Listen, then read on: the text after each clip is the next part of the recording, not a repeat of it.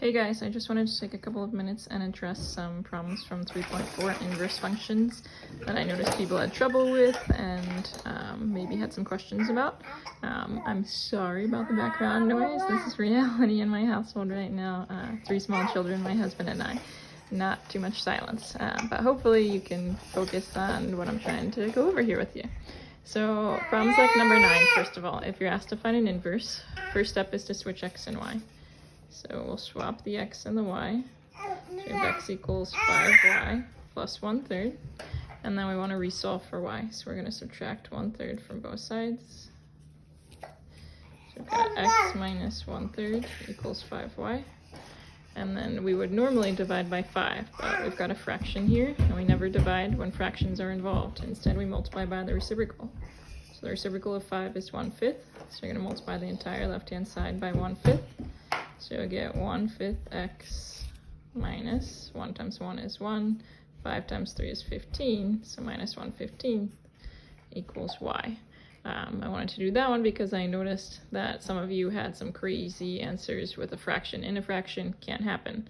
Rather than dividing by 5, multiply by the reciprocal. So this would be your inverse. So remember, -1 as an exponent means inverse, so y to the negative first, or y inverse of y equals 1/5 x minus 1/15. A lot of you had trouble on number 20. So if you want to prove things are inverses, you've got to do f of g of x, and then you also have to do g of f of x. Remember, this is composition of functions. So you're going to take a function, in this case g, and substitute it in place of the x in the other function. We're not multiplying them, we're substituting one inside of the other. So I'm going to write down function f, because that's my first letter on the outside here. So function f says 5 times some input squared minus 2. I don't put the x, I leave a blank spot. And what I put in that blank spot is what they tell me right in here, g of x. So I'm taking this g of x and I'm putting it right where that x was, so right into here. So g of x says x plus 2 divided by 5 to the 1/2 power. And some of you weren't bringing that exponent, but all of this has to come exponent included.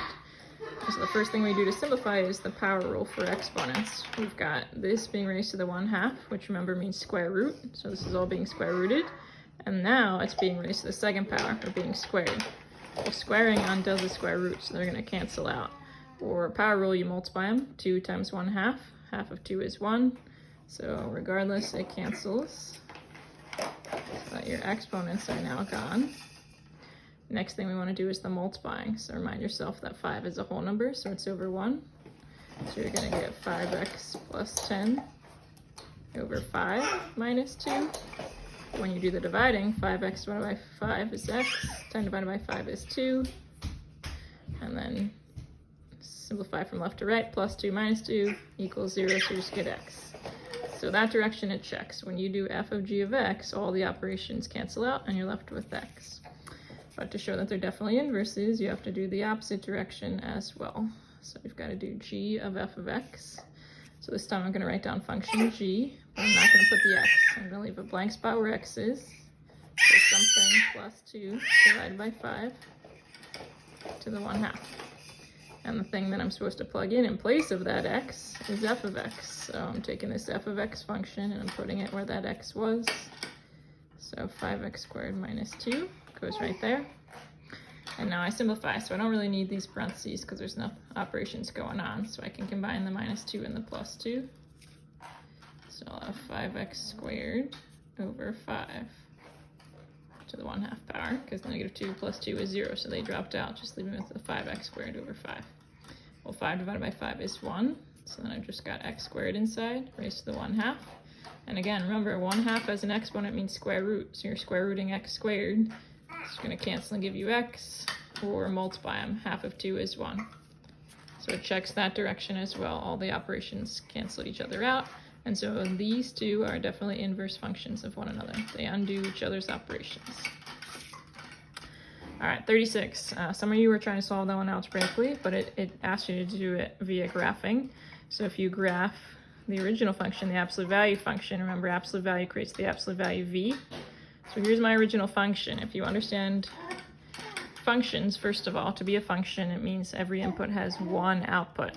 So we use something called the vertical line test. If I draw vertical lines, I'll only ever hit 1 point because every input only has one single output. So this original function is a function, but its inverse, to know if its inverse would also be a function, you can use the horizontal line test. So when you draw horizontal lines, if you can touch more than 1 point, its inverse would not be a function. So this one's going to fail, but we can graph it to see. So here's my table of values for the original function. I just plugged in some negative and some positive x values into this, got myself some y values, plotted my points. For its inverse, remember we swap x and y. So the x value becomes the y value becomes the x value. So my table flips and now looks like this. And so when you graph it, you get this picture, and you can see this fails the vertical line test. You've got multiple outputs for a single input, and you can see that in your table. Input of 2 sometimes gives you -2, sometimes gives you +2. So it doesn't function consistently. And Algebra 1, sometimes they talk about a soda machine with this. The idea, if you press a button, you expect to get the same thing out every time. If it doesn't function appropriately. This doesn't function appropriately. I don't know if 2 is giving me -2 or if it's going to give me +2. So this inverse is not a function. And along with that, that's why when we give you a quadratic function and ask you to find its inverse, we've got to restrict the domain. Because if you just think about that parabola, 16/25 x squared, you know, you're going to have some face-up parabola like this. It fails that horizontal line test. If you were to reflect it, you'd get something like this, which is going to fail the vertical line test. So to account for that, they restrict the domain, and they tell you to only keep half the parabola. So in this case, they want the negative side, so you'd keep the left side. So the right side would disappear, so that when you reflect it and flip it, you'd only have this bottom piece of the square root. We wouldn't do plus or minus. But we can do it quickly. Let's switch x and y and find the inverse. So first thing you're going to do is multiply by the reciprocal. So I'm going to multiply both sides by 25/16 times x is going to equal y squared.